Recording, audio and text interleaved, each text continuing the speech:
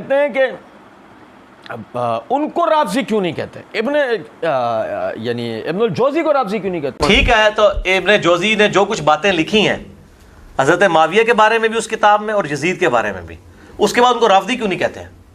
इब्न तैमिया उस किताब का जिक्र कर रहे हैं और तारीफ कर रहे हैं, इब्न कसीर तारीफ कर रहे हैं जिक्र, क्योंकि उस वक्त सऊदी अरब की तरफ से रियाल नहीं आते थे और ये लोग अब इब्न जौज़ी के खिलाफ हो गए। और ये जो किफ़ायतुल्लाह सनाबली कहता है मुहद्दिसीन की गुस्ताखी करता है, इसने इतनी गलीज़ जुबान इब्न जौज़ी के बारे में इस्तेमाल की है अपनी किताब के अंदर। ठीक है, इनको फिर कोई ख्याल नहीं आता, ये इतनी 2 नंबर इनकी पॉलिसी है। इब्न जौज़ी की किताब है, उसमें भी ज़ईफ़ रवायतें भी हैं और सही रवायतें भी हैं, लेकिन मतलब ये है कि वाक़या करबला जो है बहरहाल हुआ है। एंड रिजल्ट ये है कि सैयदना हसन हुसैन जन्नती नौजवानों के सरदार हैं और उनके बारे में ये वाले फजाइल नहीं है हमारे पास, तो बल्कि नबी सल्लल्लाहु अलैहि वसल्लम का सर्टिफिकेट है, उसकी बुनियाद पे हम फिट इन करते हैं, सीधी सी बात है। क्यों उनको तुम राफजी क्यों नहीं कह रहे? हाय क्या कहने, ला जरा पढ़ना राफजी की तारीफ और फिट करो और छोड़ो, तुम्हारा तो हाफजा तुम्हारा साथ देता ही नहीं, क्यों दरोक हो रहे हो ना तुम।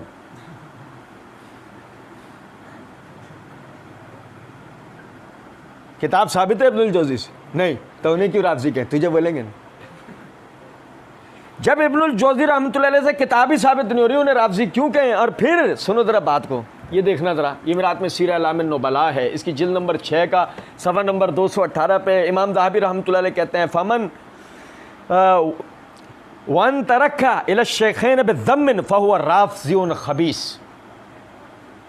जो शेखैन के बारे में मजम्मत वाले कलिमात कहता है, जो शेखैन कौन? अबू बकर व उमर रज़ियल्लाहु ताला अन्हु, जो शेखैन के बारे में मजम्मती कलिमात कहता है, फ़हुवा राफ़ज़ियुन खबीस, वो राफ़ज़ी है खबीस।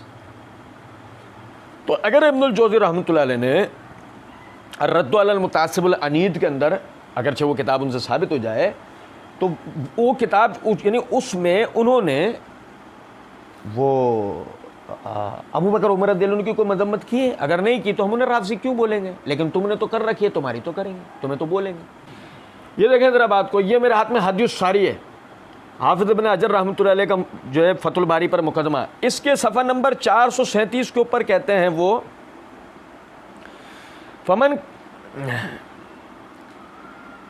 फमन कदमहु अला अबी बकर व उमर फहुवा गालिन फित तशय्युह, जो मुकद्दम करे अबू बकर व उमर पर सैयदना अली को, वो शीयत के अंदर गाली है। व युतलक़ु अलैहि राफ़ज़ी, और उस पर इतलाक़ होता है राफ़ज़ी का। आपको याद होगा मिर्ज़ा साहब बहस कर रहे थे कि सबसे पहले मुसलमान होने वाली फजीलत वो अबू बकर के लिए साबित ही नहीं होता, अली के लिए। तो अली को मुकद्दम कर रहे थे किसके ऊपर? हम तो कुछ कहेंगे नहीं वरना आपको हमसे शिकायत हो जाएगी। सुनो ज़रा बात को, आगे कहते हैं कि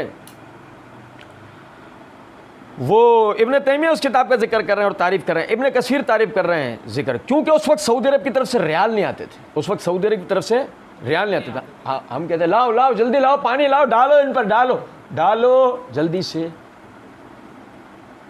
अबे कौन सी बातें कर रहे हो? मसला ये है कि वो दौर ही उनका था, अब्बासियों का, उमवियों का, वो वही खुलफा, वही सलातीन का दौर था वो, कि जिनके लिए तुम कहते हो कि तारीख़ उन्होंने घड़वाई है, दौर ही उन लोगों का था। तो लुत्फ़ की बात यह है कि अगर उस दौर के अंदर जो हज़रात भी मौजूद थे, मिसाल के तौर पर इब्नुल जौज़ी वगैरह जितने भी थे, उन्होंने राफ़ज़ियत का रद्द किया है, दीगर चीज़ों का रद्द किया है, तो वो किसकी सपोर्ट के ऊपर उन्होंने किया है? गवर्नमेंट की, नंबर 1। नंबर 2, वो इल्म दोस्त लोग थे, हमारे हज़रात की तरह नहीं थे कि जो इस्लाम की तरवीज के अंदर अपना कोई किरदार अदा नहीं करते।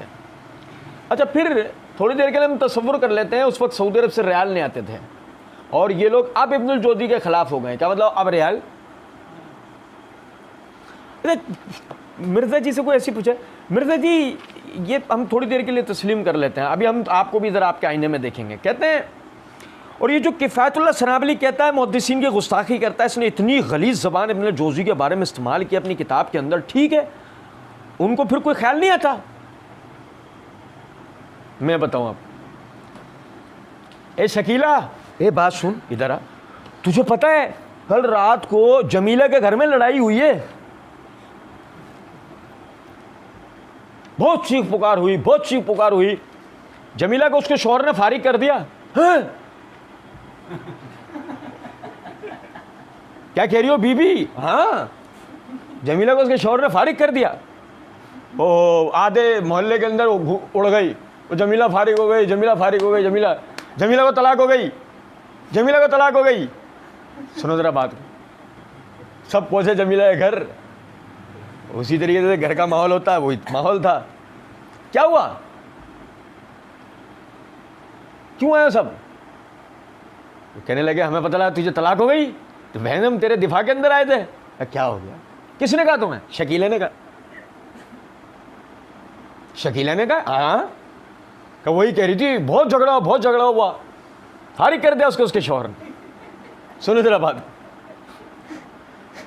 उन्होंने बुलाया शकीला को, शकीला बाहर निकली। तो तू तो कह रही थी जमीला को तलाक हो गई। शकीला, मैंने कब कहा तलाक हो गई? मैंने तो कहा उसके शौहर ने उसको फारिग कर दिया।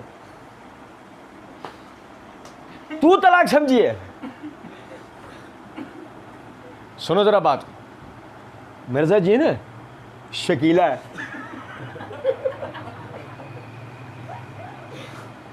इतनी गलीज जबान इब्नुल जौज़ी के बारे में इस्तेमाल की है किफ़ायतुल्लाह सनाबली ने। किफ़ायतुल्लाह सनाबली ने इतनी गलीज जबान इब्नुल जौज़ी के बारे में इस्तेमाल की है।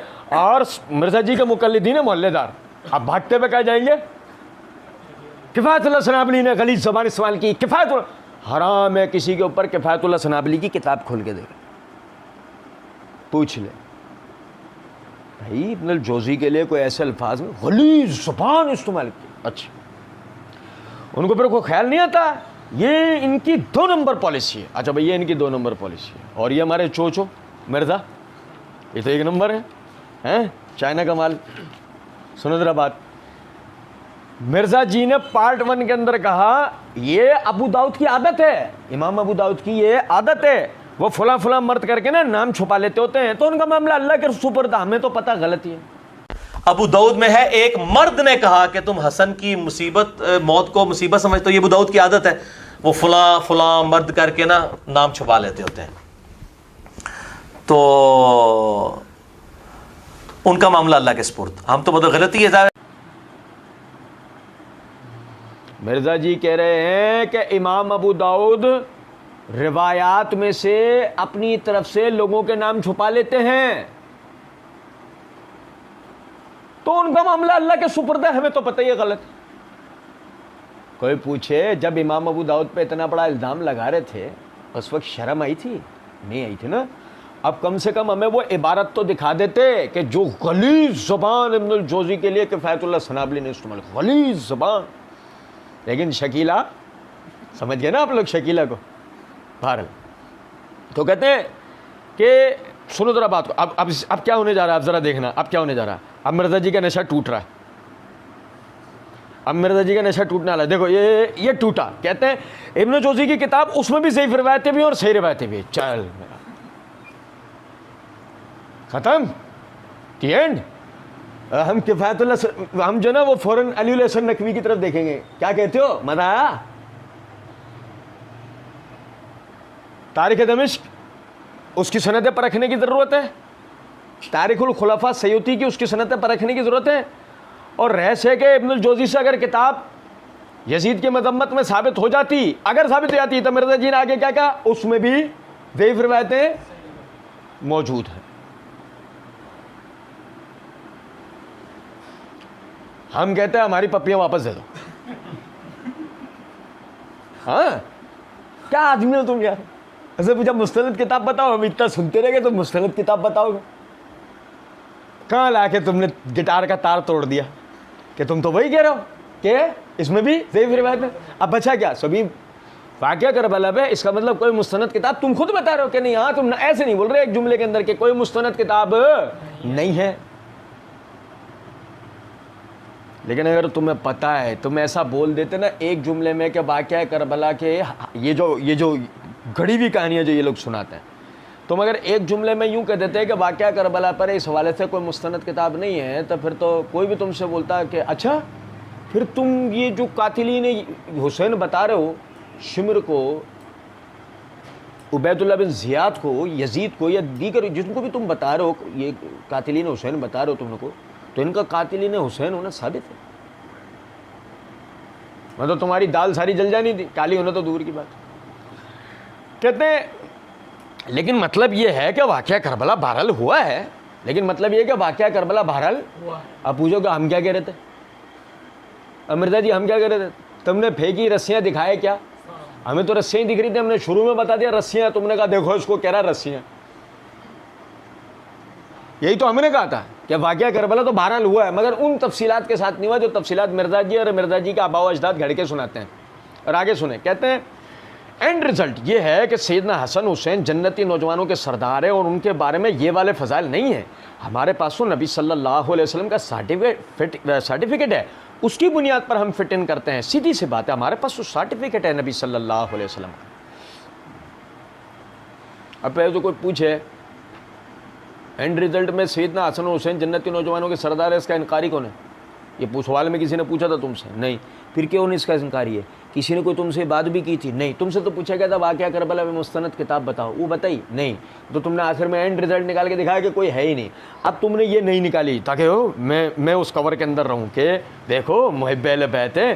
भाई हम तो कहते हैं हमारे पास सर्टिफिकेट है कि सैयदना हसन हुसैन जन्नती नौजवानों के सरदार है। हम बोले इधर आओ, लाए कहाँ से सर्टिफिकेट? नादरस है,